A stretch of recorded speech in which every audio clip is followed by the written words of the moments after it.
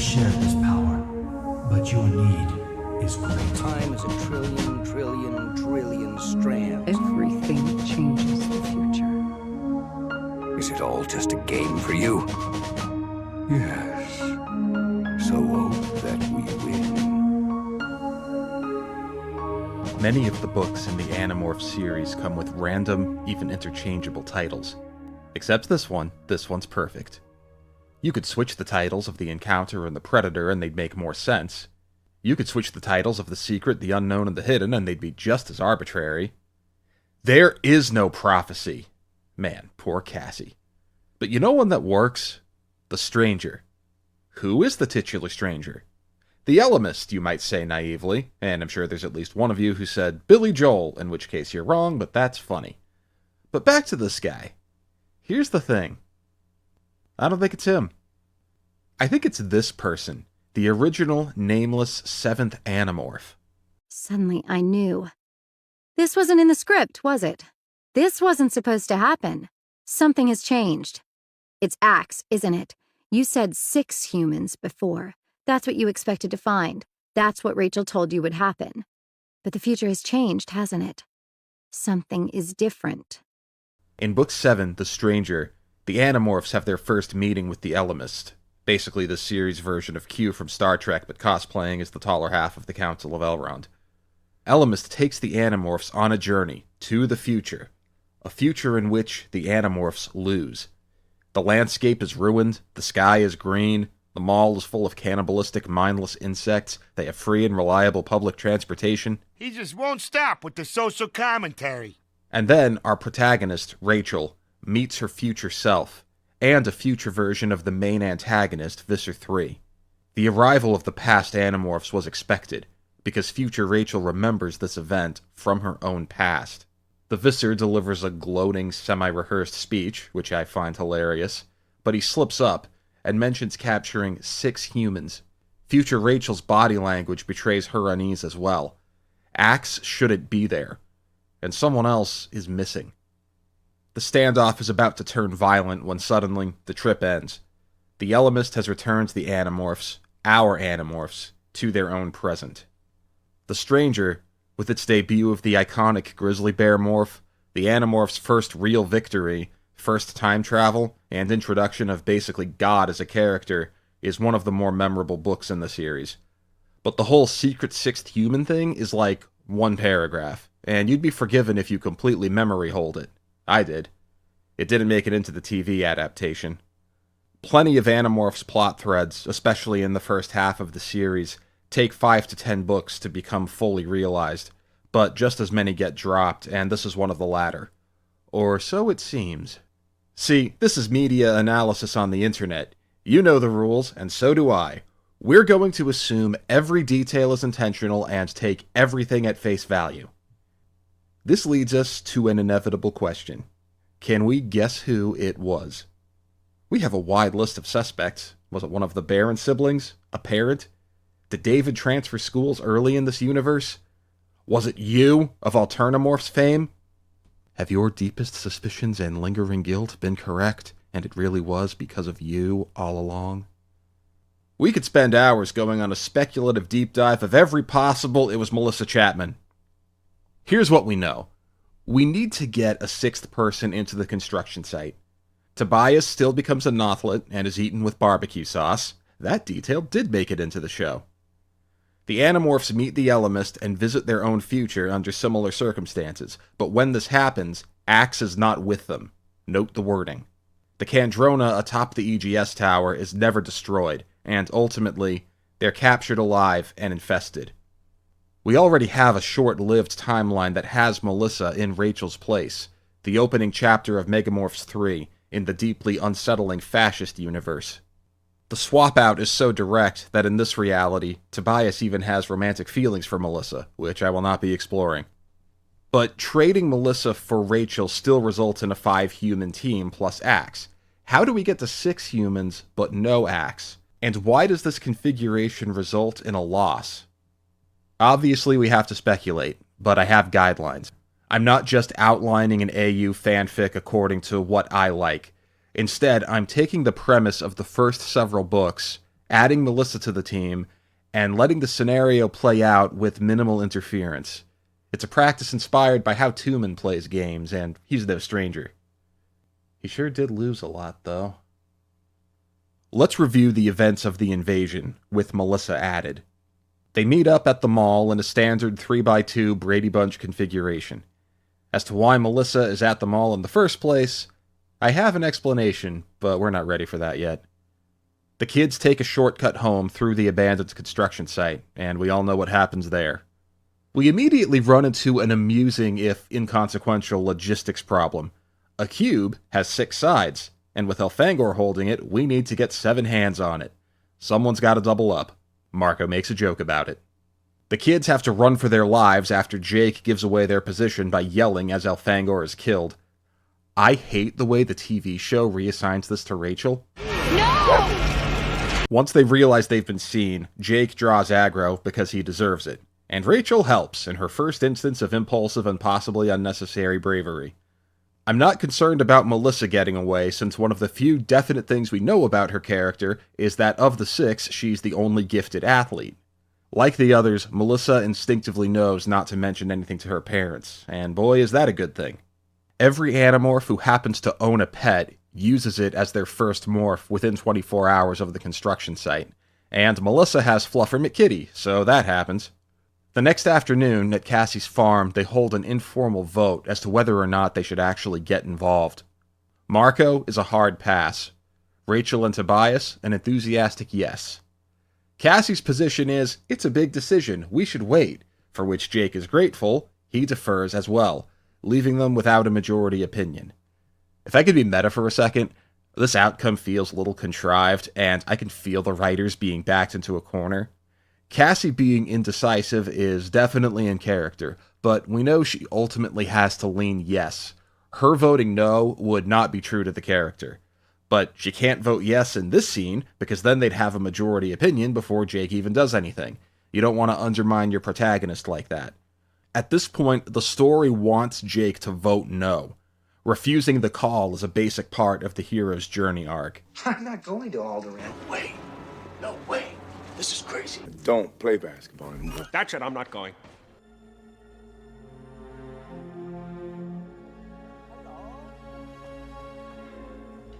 It's best, dramatically, if the vote ends in a tie.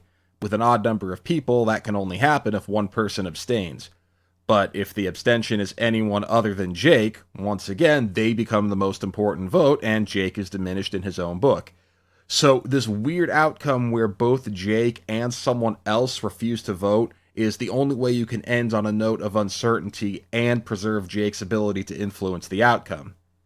Adding a 6th person changes all that.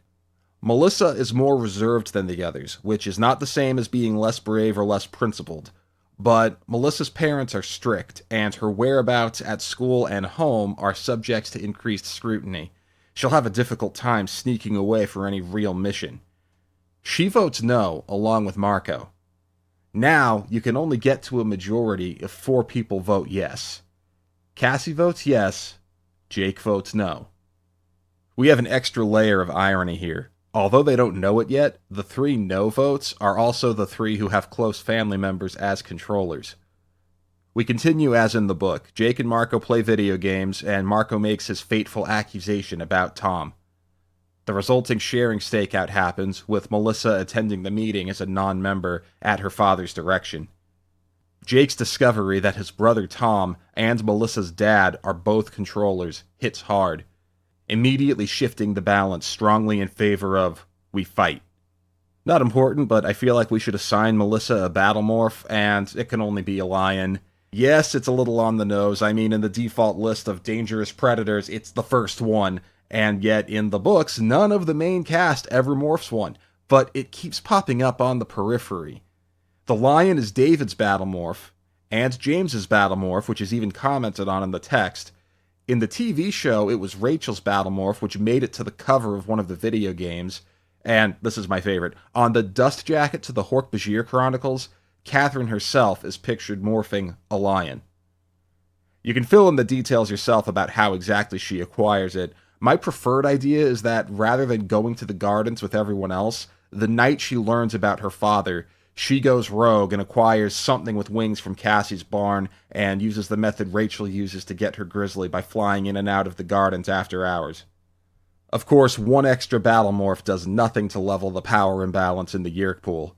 The Animorphs still barely escape, Tobias is still trapped, neither Tom nor Chapman are saved.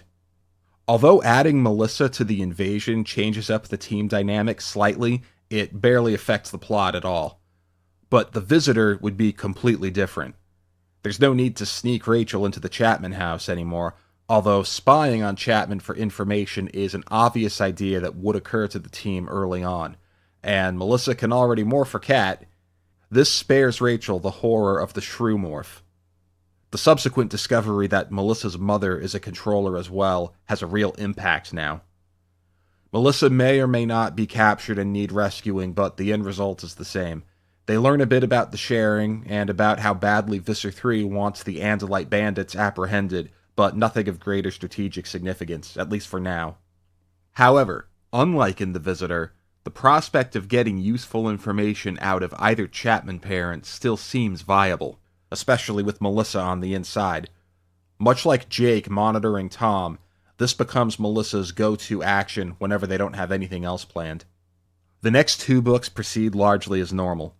In the encounter, Tobias discovers the cloaked Yeerk supply ship mostly by being in the right place at the right time. This divergent timeline might disrupt that for butterfly effect reasons, but the ship maintains the same route for several days or more, and Tobias is flying around with an eye out every day, giving him many chances to notice it. And while he's flying around, Tobias will, inevitably, succumb to the Hawk's need to hunt.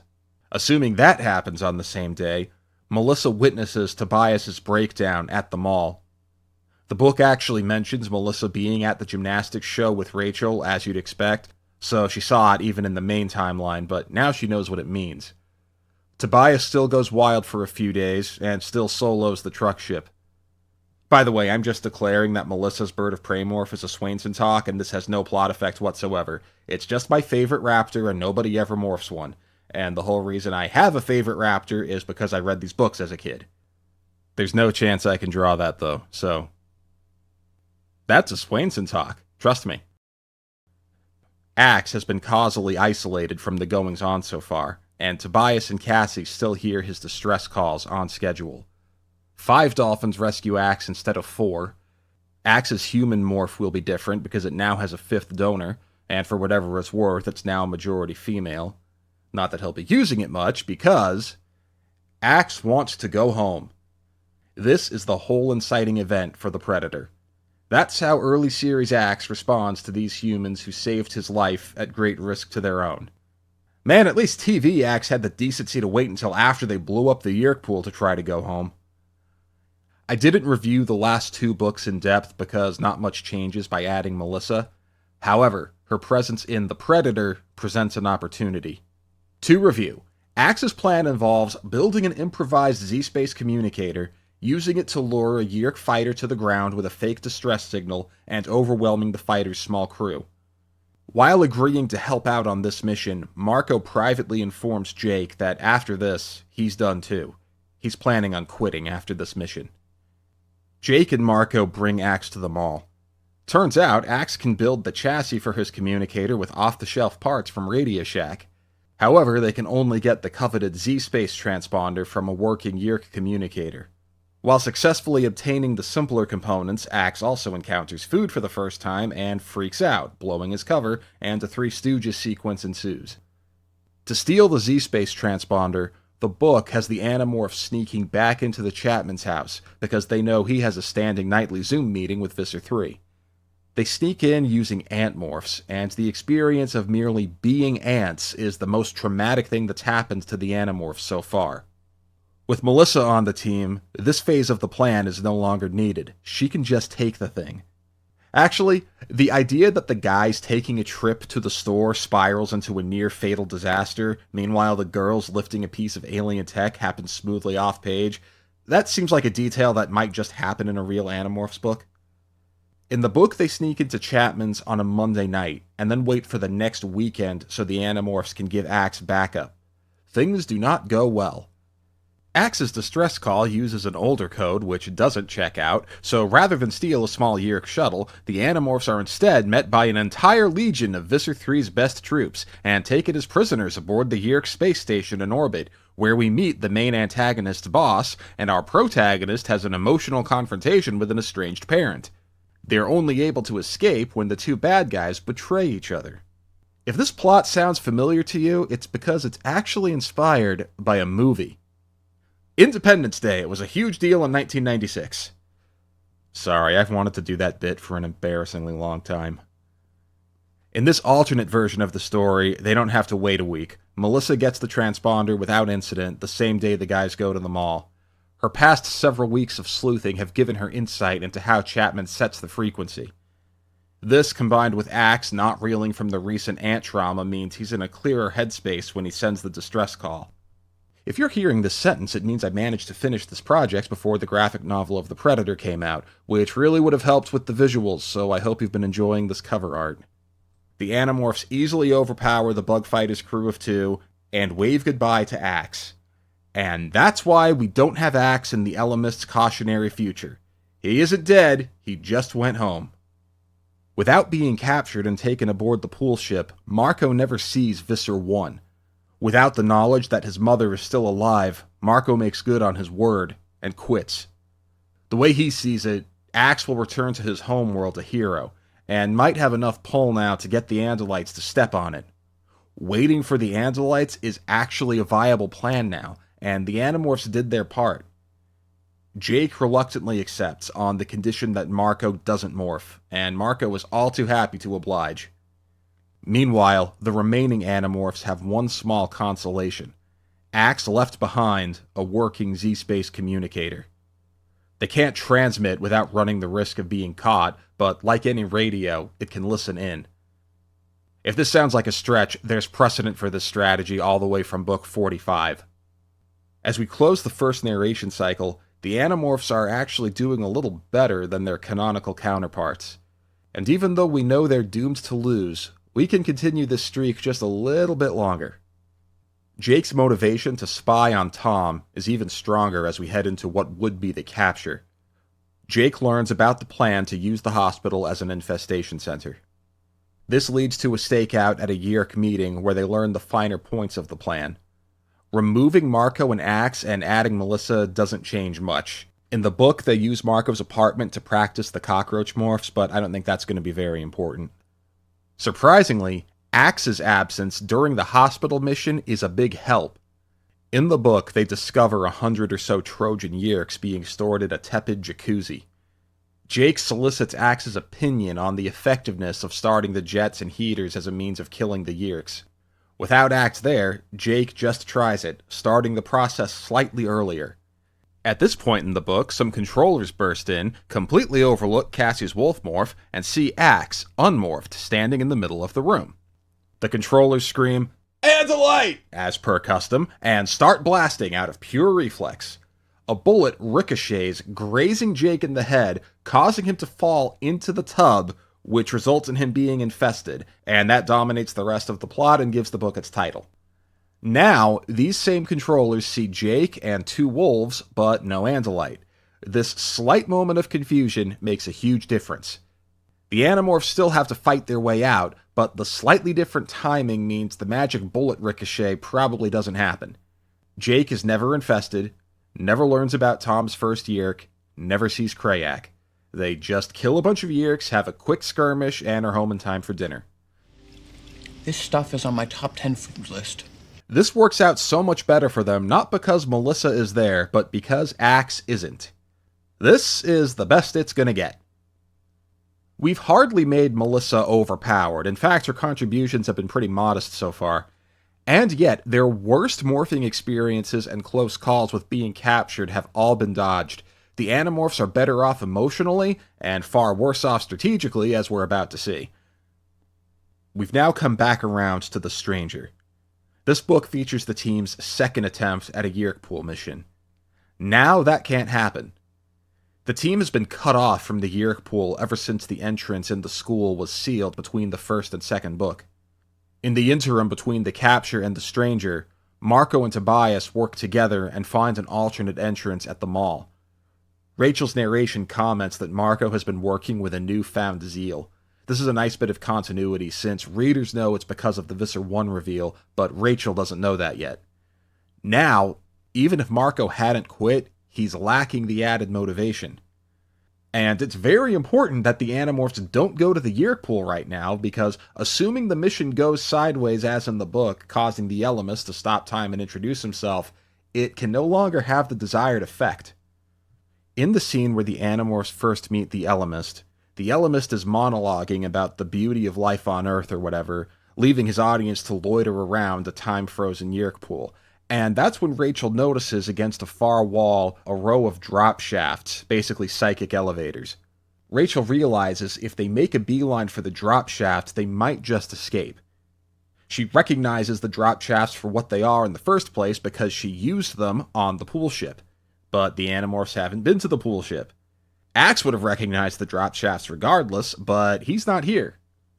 As a side effect of this mission not happening, Rachel does not acquire her grizzly bear morph. She was drawn to the animal due to her crushing fear of going back to the Yeerk pool. No Yeerk pool mission means no grizzly. Rachel's father still asks her to move out of state with him, and she still says no. But overall, this is a non-story. However, the Animorphs are not completely hard up for work. When the Animorphs destroy the Kandrona in The Stranger, they learn immediately, again via the Ellimist, that it was due to be replaced in 3 weeks anyway. Its destruction still has wide-ranging effects, including a few deaths, growing dissent in the Yeerk ranks, and a burgeoning drug abuse problem, yet it's still more of a psychological blow to the Yeerks than a strategic one. In this universe, that Kandrona replacement is still scheduled, and the Animorphs still have the Z-Space transponder, both Chapman's and Tom as potential information sources. Something this logistically massive will generate a lot of chatter, and as the day approaches, it seems reasonable that they'll intercept something. With Tobias's help tracking the movements of known controllers involved in the operation, they zero in on the EGS tower. No Ellimist needed. The timing of this mission is critical. Destroying the Kandrona too close to replacement time accomplishes nothing. Destroy the new one, and the Yeerks just rotate the old one back into service. But if they strike during the replacement operation itself, and win, this may end the war. At the very least, it would arrest all of the Yeerks' momentum for months. You can't make more hosts if you're spending all your resources just feeding your existing ones. A quick aside, we usually don't know exactly how much time elapses between the books, but the next few are an exception. The Kandrona is destroyed early on a Saturday morning. Megamorphs 1 and the Alien both take place during the outage. For our purposes here, just trust me that the Stranger, Megamorphs 1, and the Alien all have to cover subsequent weekends. Mission preparation is underway. Then comes the weekend of gymnastics camp, which both Rachel and Melissa signed up for months ago. When one is going on an out-of-town trip with an early morning departure, you stay the night at your friend's house. It's just the way it's done. So, Melissa stays over at Rachel's, because they're clearly not staying at Chapman's, and they head to the bus together the next morning. This means Rachel does not have the chance to impulsively morph Bald Eagle to say goodbye to Tobias, meaning she doesn't get mobbed by blue jays, hit a tree, and wake up with soap opera amnesia. This is the last favor Melissa is going to unwittingly do for Rachel. Meanwhile, the Veleek arrives, right on schedule. It's hard to overstate how big this is. In the entirety of the Animorphs canon, the Veleek may seem like one of those more zany, forgettable monster of the week type things, but the Veleek seeks out morphing energy. It's fast and seemingly invulnerable. Yes, it comes with an M. Night Shyamalan-worthy weakness. I don't think they like water. Which the Animorphs learn because of Axe. Axe is captured by the Veleek and taken up to the Blade ship, followed by Marco a few hours later. Axe is familiar enough with the ship's controls to improvise an escape with Marco's help. At the same time, they witness water being deployed to subdue the Veleek. Without Axe, anyone else who goes to the Blade ship is not coming back. They might figure out the water thing eventually, but remember how fast the Veleek grinds the team down. Jake starts the day looking forward to a pool party and goes to bed believing Marco and Axe are both dead. And there's still more bad news. During the Veleek's first attack in the book, by all rights, it has Marco, Axe, Cassie, and Jake cornered. It only abandons the attack when Rachel, in her concussion-addled state, morphs a couple miles away, distracting it. With Rachel and Melissa on a bus, no such rescue is coming. If Darlene's pool party plays out like in the book, this could be the end right here. But it can't play out exactly the same way. Marco snuck into the pool party, morphed as a mouse, with Axe tagging along and Tobias flying cover. Now, Axe isn't here, and Marco swore to Jake he wouldn't morph again. If Marco still wants to prank Darlene now, he has to settle for sending 10 pizzas to her house that are all pineapple and anchovy or something. I hereby place an order for 1 cheese pizza. Name? I.C.Wiener. Oh, crud. So, the Veleek isn't likely to strike at the pool party, but someone is going to morph soon. Logically, they need to survive this, at least for a while. They haven't met the Ellimist yet. Most likely, they happen to morph small animals first, which the Veleek has trouble with. Considering the Animorphs are in more of a spying posture right now anyway, that's not much of a stretch. It won't take long before they realize it's the morphing that's attracting it. In the book, Axe figures it out on a second sighting, and Cassie figures it out on the third. These events bring an end to Marco's early retirement.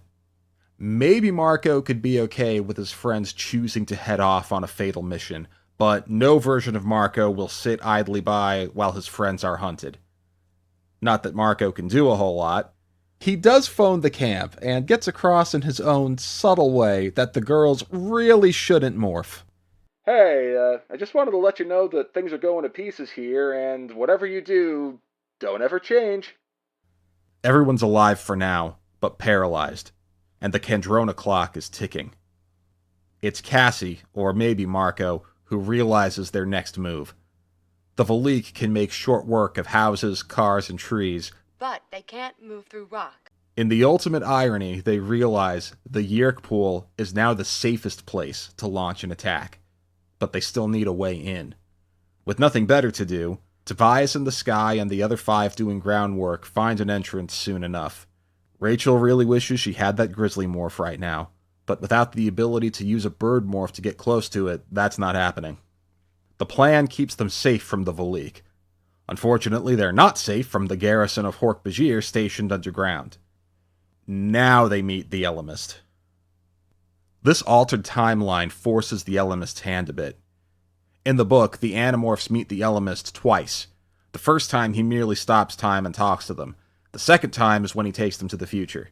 The TV show combines these scenes for brevity, and we have to do the same, if for no other reason because the Ellimist needs them to recognize the drop shafts, and these Animorphs have never seen them before. But they will see them in the future. Maybe it ends here, in the Yeerk pool. But I'd like to give them a last stand. After narrowly escaping the Yeerk pool for the second time, and surveying the damage done to the town from up above, the Animorphs realize they could use the Veleek against the Yeerks. If they can get into the EGS tower without morphing, and get close to the Kandronas, maybe just a couple of floors below, and then morph, the Veleek should descend on the tower and do their work for them. This should not be that hard for a large multi-tenant office building during normal business hours. Marco does this exact thing in Book 30.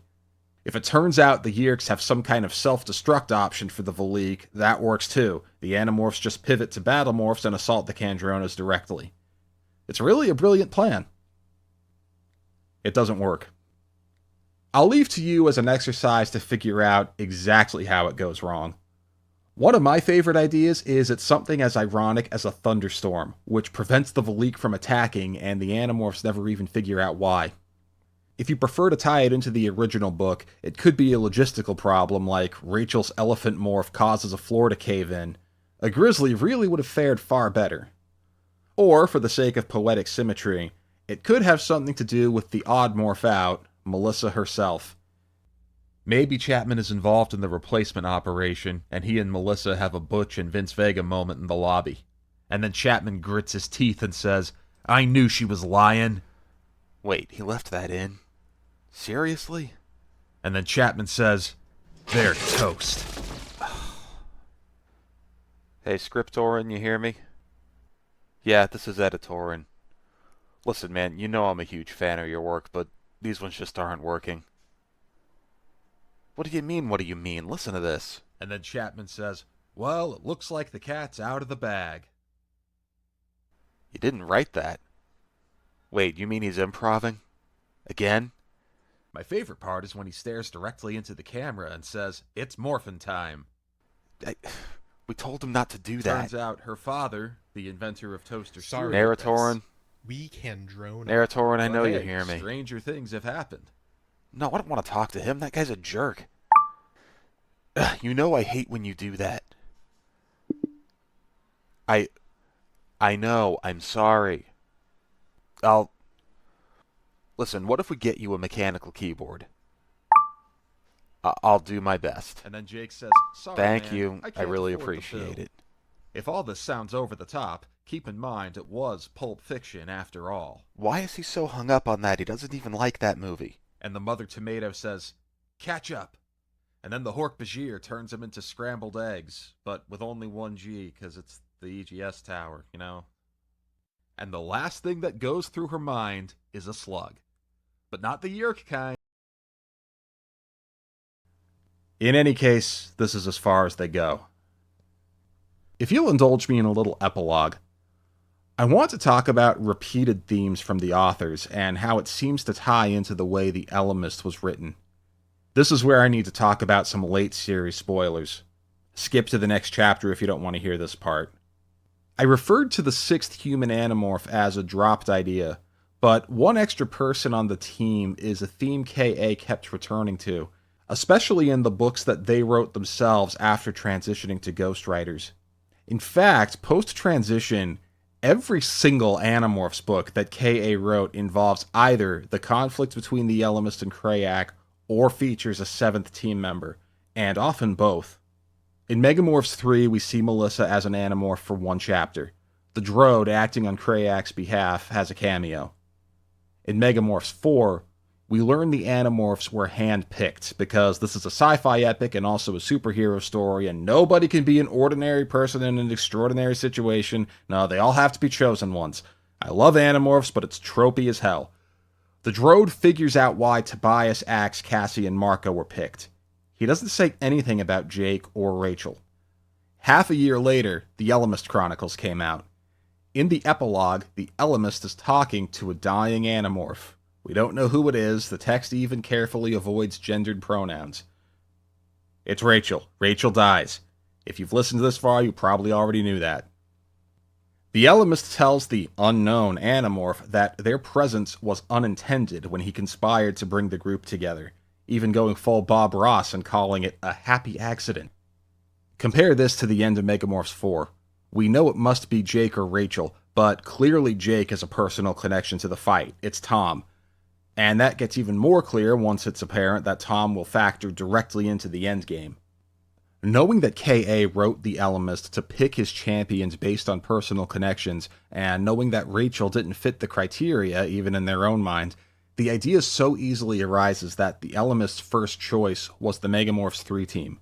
Melissa, no Rachel. But apparently the only reality that allows for that combination is too ugly to accept. And adding Melissa plus Rachel starts off with so much promise, but it results in a defeat as well. I want to close out with a quick exploration of what might appear to be the least important part of all this. In the alternate reality, why is Melissa at the mall in the first place? Because kids in the 90s hang out at the mall. Yeah, that's not good enough for me. So, I'm a sucker for a good multiverse story, and between Marvel and Everything Everywhere All at Once, they really had a cultural moment about 2 years ago, which is inevitably how long it takes me to complete a project like this, but that's a coincidence. You've got to believe me. For all the sci-fi tropes that Animorphs did, they never did a proper continuing multiverse. It has its fair share of alternate realities, but they're all isolated from one another, and we never revisit any of them. I want to fix that. We see the origin of Megamorphs 3, and it turns out you have to go all the way back to the Battle of Agincourt to start that one, so it stays on its own regardless. However, Using only items that we already have in the canon, even if by accident, I think we can identify a single common point of divergence for the Prime timeline, the Back to Before universe, and the Melissaverse, which desperately needs a better name. The invasion starts on a Friday night. Back to Before, completely by accident, starts on a Tuesday. The book has this gimmick where every chapter begins with the number of days they've spent in the AU, and the night they don't go to the construction site is labeled as day 1 and not day 0. The only day of the week given in the book is Saturday, which is day 33. If day 33 is a Saturday, then day 1 has to be a Tuesday. So somehow, the dome ship's arrival, Elfangor's death, Axe's crash landing, and the kids at the mall having a nearly identical conversation get shifted either back 3 days or forward 4. I prefer shifted back, and not just because it makes the book's title even more appropriate. There is something that possibly makes this Tuesday special. Tobias's character-defining first kill and subsequent crashing of Rachel's mall show is also on a Tuesday afternoon. Again, the book doesn't actually say that, but it does say the book starts on a Saturday, and if you count, it has to be a Tuesday. And if you compact the timeline as much as allowed, it's the Tuesday 28 full days later after the start of the Back to Before universe. If Rachel and Melissa's gymnastics company does a monthly exhibition at the mall to promote their business on the last Tuesday of every month, that creates the scenario that gets Melissa into the group. There is another Animorphs universe where Elfangor crashes right after a gymnastics event. Excuse me, but I am captain of the gymnastics team. We had a meet. With Melissa in the group, I like to think she takes issue with Marco's taunting, and her speaking up catches Marco off guard, and they end up going to the construction site in some misguided display of bravery. Remove Melissa, and they don't go to the construction site, and that's the Back to Before universe. Shift everything back to Friday, no gymnastics, no Melissa. That just leaves the question of, why do the kids go to the construction site then? Is it just the start of the weekends putting them in a more reckless mindset? Once again, the books have an accidental but way too good to ignore answer. I closed my eyes, and when I opened them again, I was not in my tree. I was in a room, in a house, and I could see someone lying in a narrow, disheveled bed. I fluttered to the nightstand. The noise of my wings woke the sleeper. "A bird?" he said. "It's just a dream," I told him. Then I saw the calendar. The date was the day before I had walked through the construction site with Jake and Marco and Cassie and Rachel. The sleeper sat up in his bed. He peered at me, and I saw a troubled expression in his eyes. What could I say? What could I possibly say to my old self? Besides, I had forgotten this dream. Hadn't I? "Tobias," I said, "walk home with Jake. Walk through the construction site." Yep, it's the Ellimist using another time loop to pass information right under Krayak's nose in a way that should absolutely be considered cheating. The day of the week thing is a red herring, and what better way to counter a red herring than with a red-tailed hawk? Without Melissa, the kids won't go to the construction site. At all.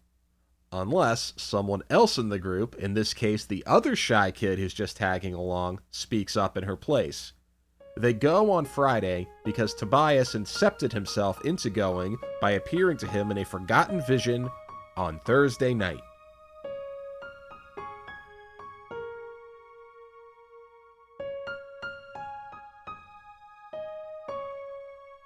Sweet dreams.